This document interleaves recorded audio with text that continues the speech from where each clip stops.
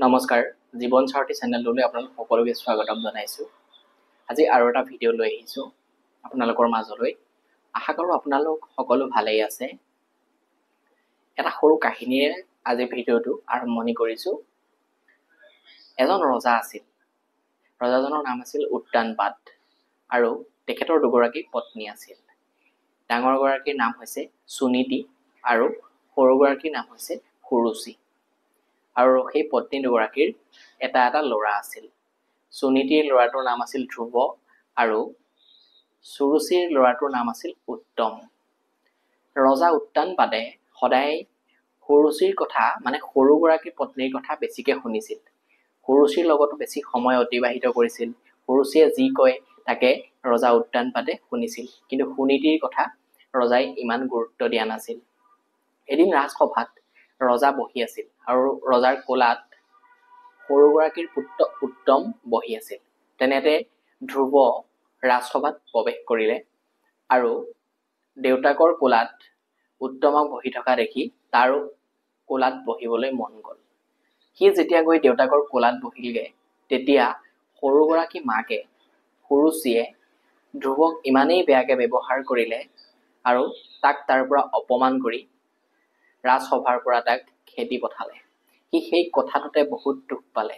দুখ পাই মাক সুনীতিক আহি ক'লেহি আৰু মাকে তেতিয়া তাক ক'লে যে সৰু মায়ে কোৱা কথাখিনিত লাগি নাথাকিবা।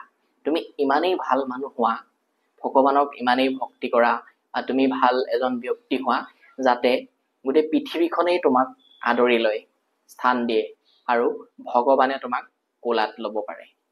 সেই মাকৰ কথা মতেই সি ইমানেই ভাল হ'ল, এদিন গোটেই পৃথিৱীয়ে সেই ল'ৰাজনক জনা হ'ল আৰু সেইজনে হৈছে ধ্ৰুৱ তৰা। ঠিক আমাৰো সেই জীৱনটো তেনেকুৱা, সেই ৰজা উদ্যানপাতৰ নিচিনাই হয়। কাৰণ আমাৰ জীৱনত দুটা বস্তু থাকে, আমি সুৰুচি আৰু সুনীতি। এই ডাঙৰ গৰাকী পত্নীৰ নাম হৈছে সুনীতি। সুনীতি মানে হৈছে সুনীতি, মানে যোনবিলাক কাম আমি কৰিব লাগে, আৰু সুৰুচি মানে হৈছে ৰুচি থকা যোনবিলাক কাম আমি কৰোঁ, কিন্তু সেইবিলাক আমাৰ কাৰণে অপকাৰ। গতিকে আমি সদায় সুৰুচিৰ কথা বেছি গুৰুত্ব দিব নালাগে, আমি বেছিকে সুনীতিৰ কথাহে শুনিব লাগে।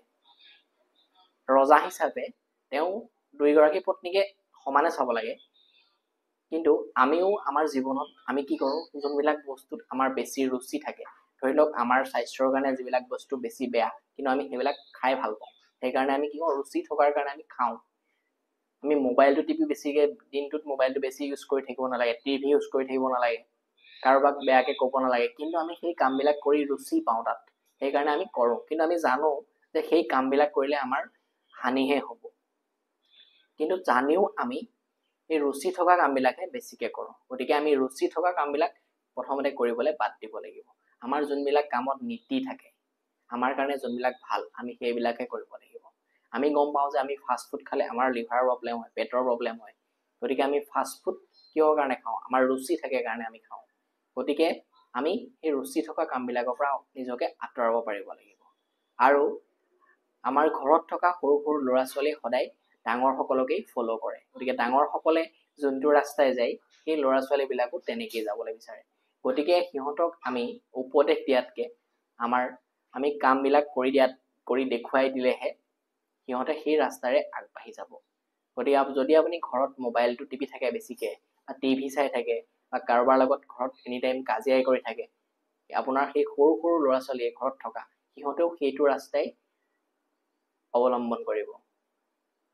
গতিকে আমি প্ৰথমতে নিজক সলনি কৰিব পাৰিব লাগিব। আমি হোৱাটছআপ, ফেচবুকত নীতি উপদেশৰ কথা সকলোকে শ্বেয়াৰ কৰোঁ, হয়, ভাল কথা, কিন্তু সেই কথাখিনিও আমাৰ জীৱনত আমি প্ৰয়োগ কৰিব পাৰিব লাগিব। তেতিয়াহে আমি আৰু সেই সৰু সৰু ল'ৰা ছোৱালীবিলাক ঘৰত থকা যোনে আমাক ফ'ল' কৰে, সেই ল'ৰা ছোৱালীবিলাক ভাল হ'বলৈ আৰম্ভ কৰিব।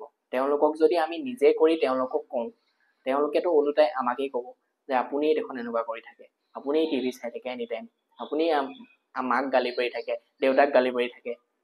গতিকে প্ৰথমতে এই সুনীতিবিলাক আমাৰ জীৱনত আমি আনিব পাৰিব লাগিব। ধন্যবাদ। ভিডিঅ'টো ছাবস্ক্ৰাইব কৰিব, চেনেলটো শ্বেয়াৰ কৰিব। চেনেলটো ছাবস্ক্ৰাইব কৰিব আৰু ভিডিঅ'টো শ্বেয়াৰ কৰি দিব আৰু আপোনালোকৰ লাইক কমেণ্ট যদি পাৰে দিব কাৰণ এটা কমেণ্টে মোক আৰু ভিডিঅ' বনাবলৈ প্ৰেৰণা যোগাব ধন্যবাদ